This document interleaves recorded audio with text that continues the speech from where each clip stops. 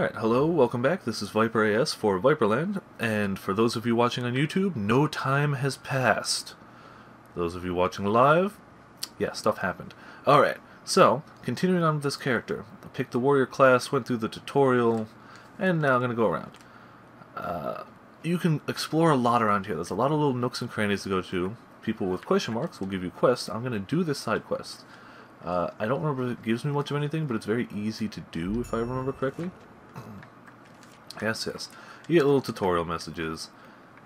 I know... I can't say I know everything about this game, but I know enough to skip the tutorial messages. There's all sorts of stuff around. There's buildings, there's areas to go into, things to look at, side quests, most of which I'm going to be skipping, just for this playthrough. Maybe not most, but all the ones that I really have to hunt for.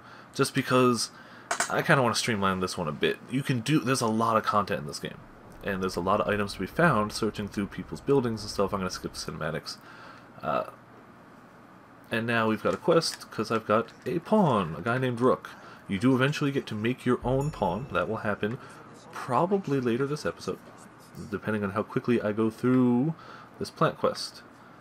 What do I have to do for that quest again anyway? Yes. Floral delivery.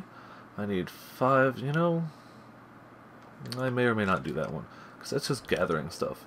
So there's a lot of different places in the town you can go to. There's stores, there's an inn over here, and you can go to pretty much anyone's house and rob them blind. They've got different crafting, combining materials, all sorts of stuff. I wouldn't say any of it's like game-breakingly important, but it never hurts to have a stash of these things. However, that's just boring filler, essentially. I might do some of that off-camera, I'm not sure, but I will not be doing an excess of that on camera. Oh, I did forget to actually do one thing I did want to show, though. So, I guess I have to go to the inn. I gotta do another loading screen. The loading screens, they can be lengthy when you're going between areas, but when you're in an area, you're generally set. Like, once I go back out to that world map, I can go very far there without hitting a loading point, as long as I don't enter another settlement. So I can usually deal with them. I know it doesn't make great screen time, but I don't know how I'm going to deal with that exactly. So this guy is the innkeeper. You can rest, you can manage stored items, which is very important. I'll go into that in a little bit. But what I came here for is a notice board. You should always check these out whenever you find one. A lot of these quests are just simple things you're going to be doing. Defeat 10 bandits. Alright, cool. I'm definitely going to end up doing that at some point. Defeat 10 goblins. It's definitely going to happen. Rat catcher may or may not happen. Those are harder to find sometimes. 5 rabbits. Super easy. And you can check out information about it, but things like that you may as well pick up because they're going to happen anyway. But you only get credit for it if you have that quest. Don't always blindly accept all of them, though, because some of them will be... what's the word I'm looking for? Sorry, escort quests. That's what I'm thinking about. So, and once you pick up one of those, it will automatically start. I think you can just abandon them anyway and retake them, so you can always just let it start and have the person die off, but I wouldn't recommend it. It's not what I like doing, but I'm not you, last I checked, whoever may be viewing this. So, feel free to do whatever the hell you want, really. I am going to punch some of these rabbits, because I got to kill 5 of them, and I happen to know where they are, for the most part. Not all of them, again. I'm not exactly a master at this game. I've just played the beginning bit once or twice. Once I get past a certain distance, I will not know what's going on. It's akin to my Dark Souls playthrough, in that case, where once I hit a certain point, I'm not going to know what's going on. Or a lot of games, because I have gaming ADD. I really badly do. If you have a bow, you can snipe those guys. They're worth 10 experience each. Not a lot of experience, don't get me wrong, but 10. It's not terrible. It's also good fun. I would spend a decent amount of time doing that. I'd also hit the ones on the rocks, just because. Other than that little bit of experience, there's no real benefit to it, but who cares? It's fun. In a game that at least has open world aspects, I know there's a storyline, but a lot of this game, a lot of open world games, I view as me making my own fun, just within the confines of the game, which is fine. That's what I like doing. I also may be too late to save that guy, because I used all my stamina running, because I forgot, outside of towns, you do have a set amount of stamina. Inside towns, it's unlimited. You can run forever. It doesn't matter. I'm not in a town right now, though, so I know how to attack. I know how to block, too, though a gentle reminder to do so never hurts. I do tend to forget that. Oh. These guys don't take a lot of damage. Ah, now they do. Rook can kind of kick their ass. Quest successful. Leveled up. And that guy blew up. Do we get any reward from this guy?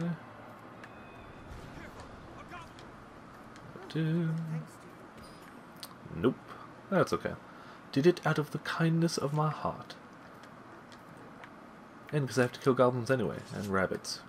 Goblins, rabbits, bandits. And rats, but those are harder to come by, as I may have mentioned. Oh, definitely worth noting, there's definitely falling damage in this game. Be careful around cliff edges. Many a time I have lost a life just not being careful. You hit the cliff edge, you go, oh hey look, whee, and die. So, something to be mindful of your surroundings. Ah, and I don't think I touched on it before. There's no direct inventory system in this game. Like, there's no, oh, I can't carry more than X number of items. It's a weight-based system. So if I go to my inventory, you'll notice I'm at 10.7 units of weight. We can call it pounds, we can call it whatever, doesn't matter. And that's under the very light category, and there's different bars to that long bar. Different dashes. When I hit different aspects of it, it will actually slow me down noticeably. And everything I carry has some weight to it. Like even, there you go, I picked up a fish. It's 0.21 just to carry that. 0.01 for nuts, they don't weigh much. Everything I carry has some weight to it. You can unload that to your pawns. That's how I deal with the weight issue myself.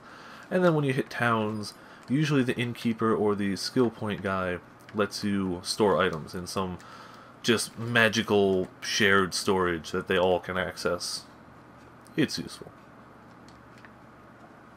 There's also gathering points, as you may notice. That's where the game kind of, in my opinion, also overlaps with stuff like Monster Hunter. I'm not going to be seeking them out too much. I will grab the ones I find, yeah, but I'm not going to be going out of my way or anything.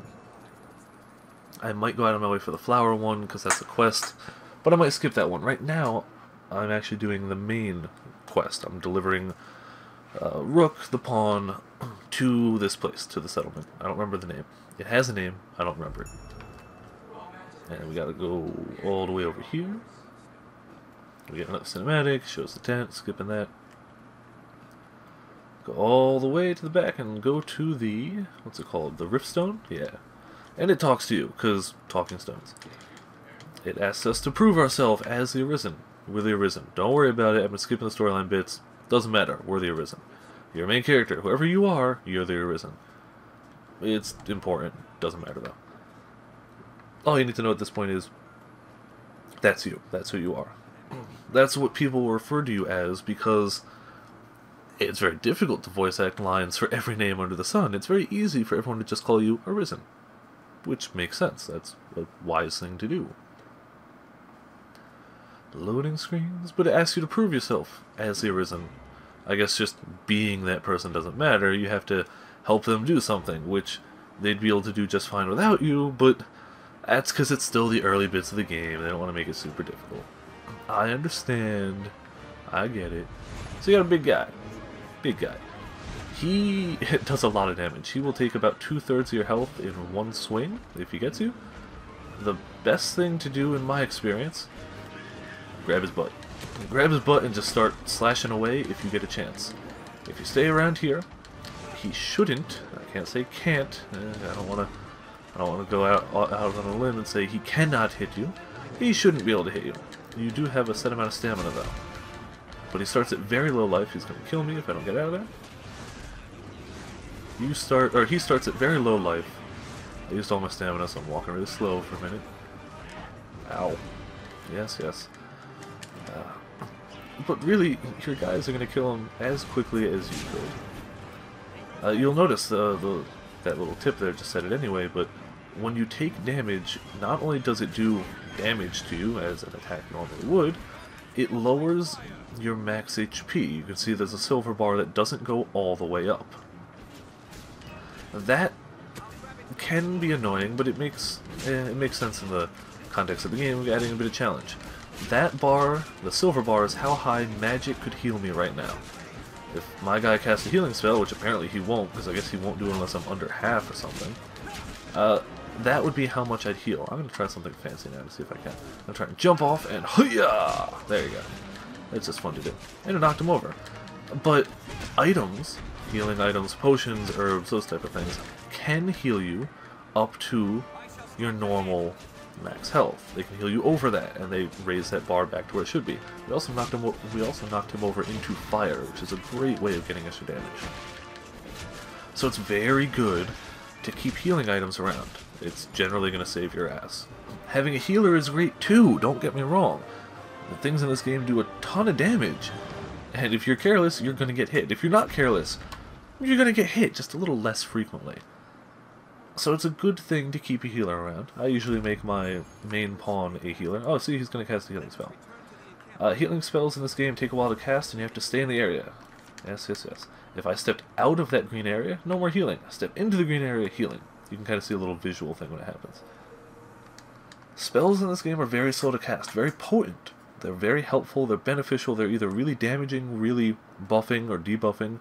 Like, they're well worth having a caster around, but they're really slow. It's not like you hit a button and all of a sudden, oh, it's cast. No, you gotta channel it for a while. You gotta really work for your spells in this game. I think that works out, but people may disagree. So we've killed that guy, totally not with the help of a bonfire, and we get to prove ourselves as Arisen. So we're going to go into here, and this should let us make our own custom pawn. The rook guy was just a little temporary dude. This is going to be our one. We're going to level up, we're going to do whatever. This is going to be with us the entire game. So you want to make an interesting pawn. I'm going to make probably my second favorite name, it says ViperAS. Val... Teal. Definitely hands down the best character from Silent Hill 3, by the way. And let's see. I'm thinking E? I don't know. Elizabeth, that's a good one. Emperor, no, doesn't quite fit. I'll try to make this quick if I can. Maybe M. M. Bison. Since this is Capcom, you get a lot of fun Capcom names sometimes. Marilyn. That good solid name. Let's see.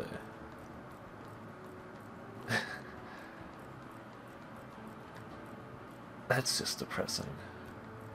What looks more like a caster. I could customize it, but I don't feel like going into the whole thing. I'm just gonna go with the standard. That works. Voice type 8. I can't hear what I'm doing anyway, so we're going to have voice type 8. Hopefully it's not painfully annoying. If it is, I apologize a little. So let's see, what would we most value in followers? Quick thinking. Which strategy would you prefer your follower to employ? Rescue comrades. I kind of want a healer. Follower rescues the party and turns the tide of the entire battle. What would you have them say? I want me to strike the final blow, and as a ruler, which gift would please you most? I'm going to say a magic potion to preserve youth. There you go. And we're going to have her as a mage. Not too shabby. And I believe that's going to be where I'm going to cut episode 2. Thank you for watching. Tune in to the next episode. I'll be showing a little bit more about the pawns. I'll be probably doing that gathering quest if I decide to, because I got to head back to that town anyway. So I'll figure that out as I go along. But thank you for watching. Tune in to the next episode, and I guess we watch our pawn get summoned. Forgot about this bit. I was going to end the episode before we saw the pawn. Oh my god, that would have been terrible. Yay, pawn. Alright, thanks for watching, and till next time.